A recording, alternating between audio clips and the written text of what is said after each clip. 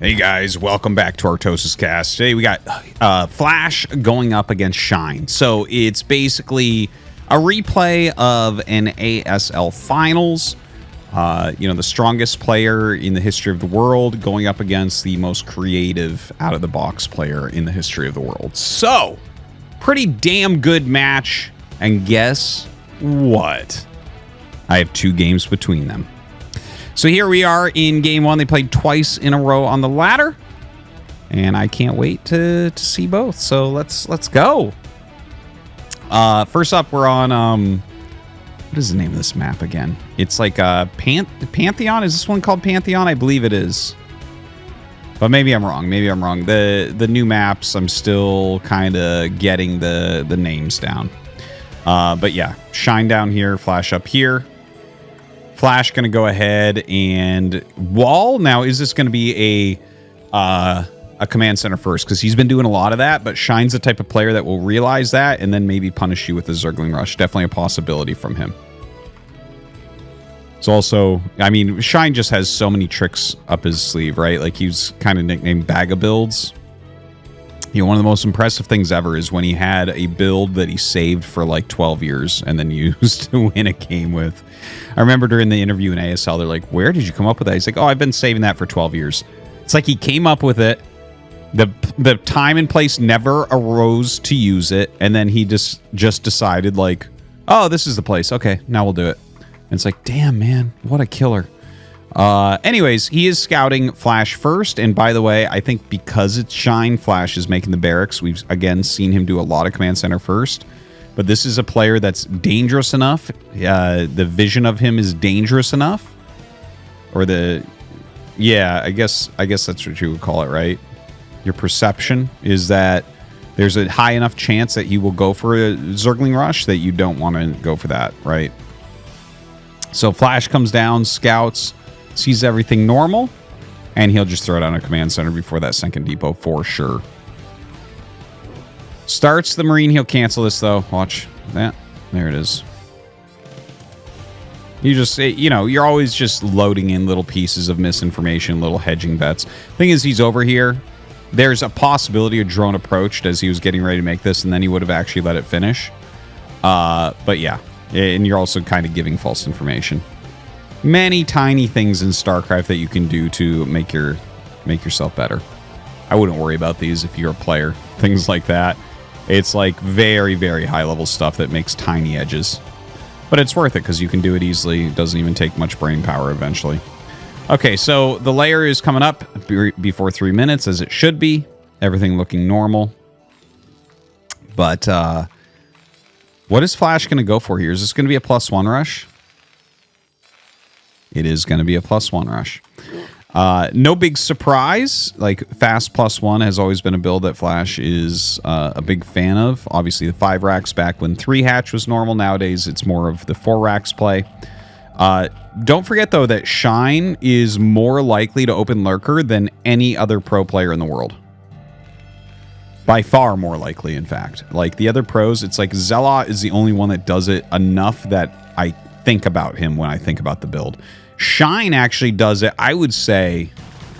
What percentage of the time would I say that Shine goes for, like, Lurker openers? I think if he blocks your scouting, it raises up to, like, 30% or something. It's crazy. It's because it's just not seen as strong, but he's beaten so many good players with it. Of course, here he didn't really stop the scouting. Flash gets back in, so just going to go straight into that Spire 3rd hatchery in that main base. So no third base that he's going to have to try to defend right now. We have the Academy on the way. Flash managing his gas very closely. Notice he has 2 SCVs on gas right now. Starts that additional depot. He'll get Stim going. Does he actually need a ComSat right now? He can probably skip, but Flash generally likes to get 1 ComSat and then get the other one later.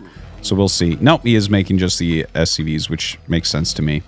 If you get a scout off, like, he had his scout in here and saw no Hydralis Den, so, like, you don't really need to worry about that. You know Mutas are coming.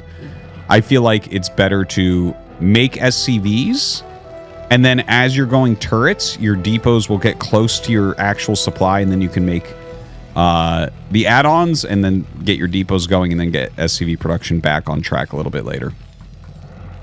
But yeah, definitely a good way to do it. 4 racks coming up here for Flash. And just this Mutalisk play going to be starting up here from Shine. Going to get like 7 Mutas. Excuse me. Oh my gosh. 7 Mutas immediately. Or 8 Mutas now. As he continues to build up. Very good count. Has just about no lings. A single sunk in there for his defense. Flash, of course, starting some missile turrets. Range on the way. He's +1 over halfway done, which is nice. No comsats yet. Notice he's getting the turrets. And you're going to see this supply nearing that supply, right? So it's like this is an area... Basically, like, so much of this matchup revolves around when you start your turrets, because you stop SCV production at the same time you start your turrets. And, of course, something like the comsats costs SCVs. So, like, a lot of times you'll see people on, like, 32, 33 SCVs as they get their turrets going. But here, Flash, a couple up because he skipped those comsats. Going to get those now. And some good harassment here from Shine, actually. Yeah. Look at that. 5 SCVs killed already. Really, really nice. As well as that missile turret. Dude! Calm down! Jesus! 9 SCVs already. I did mention in my preview video on my other channel about the ASL maps that these naturals on this map are very, very harassable by mutas because of this type of high ground.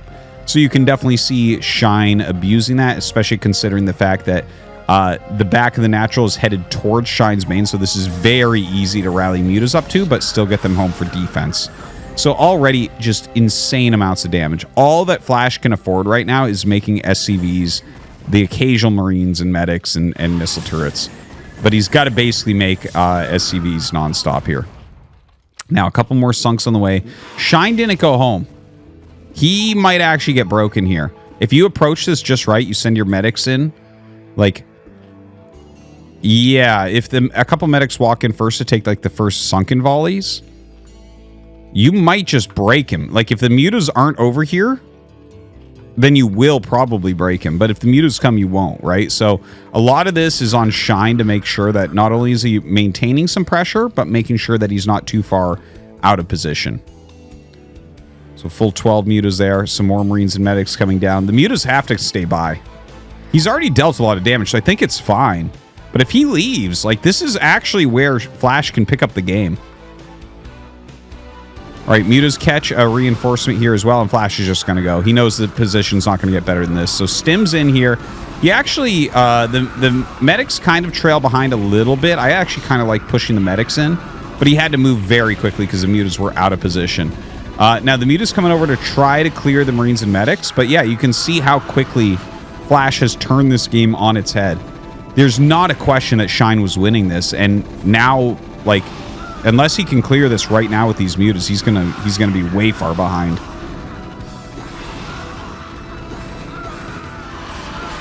And it looks like he should be able to kill off the... Wait a minute. He's just barely not going to. Never mind. Dude, the +1 so strong.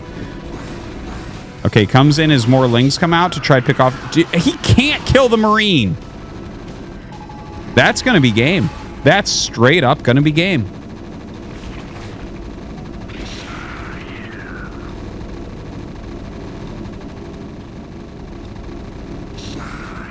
Such strong play here from Flash.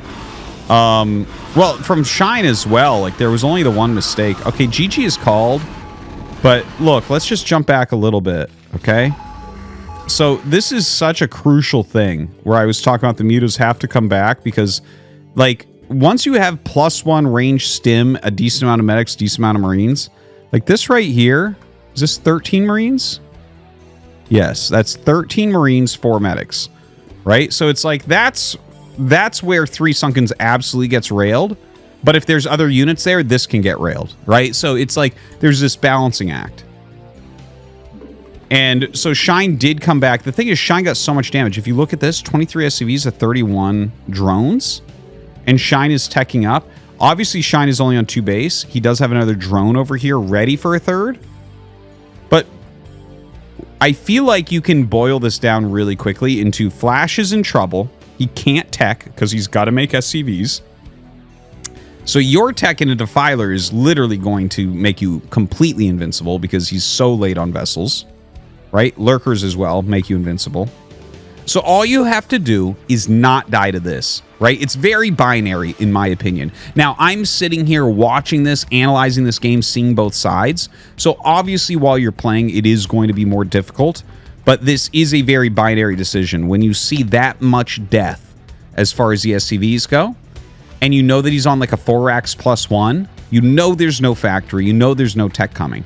He has to make SCVs. And it's like, okay, you know, this rally of units comes around, and this is the part where Shine loses it. Because he's kind of dogging this, he's getting ready for another sunk, so he knows that there's danger for sure. But watch this. Flash makes a very, very sharp decision. He's scanning. He's trying to figure out how many units are here. He's got a good amount. Here comes more reinforcements. Shine, of course, sees those with the double Overlord flank. Flies in to kill them. Now, here's the thing. Flash also... To Flash, this is very binary. But the thing is, Flash actually sees how binary it is. He's got basically one shot this game. He knows that he's really, really far behind. Look at the production tab. A depot versus all this crap, right? He's still trying to catch up on SCVs against a Zerg player. So Flash looks at this and says, those are far enough out of position, I can basically kill the sunks before they get back. And he insta-goes. It's not even the perfect engage, because like I said before, right? If you lead with the medics and they take the first hit, it really helps in clearing the sunks. But watch, right? Insta. Go. Just stims them all down, right? And then Shine has to fly down, but look at how many are dead by the time he gets there. That's everything. And now the Mutas can't really fight alone. With the Sunkens, the Mutas crush. So yeah, I think this was actually a very good learning game to just kind of take a look at.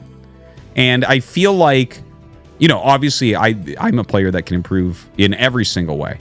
You know, like everyone really is. Flash might be one of the exceptions where it's like, well, I don't know. He's pretty maxed out on the stats right now. But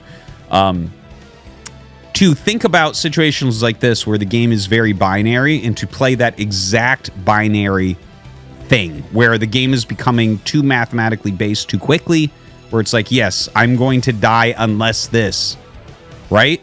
Or I'm going to win unless this.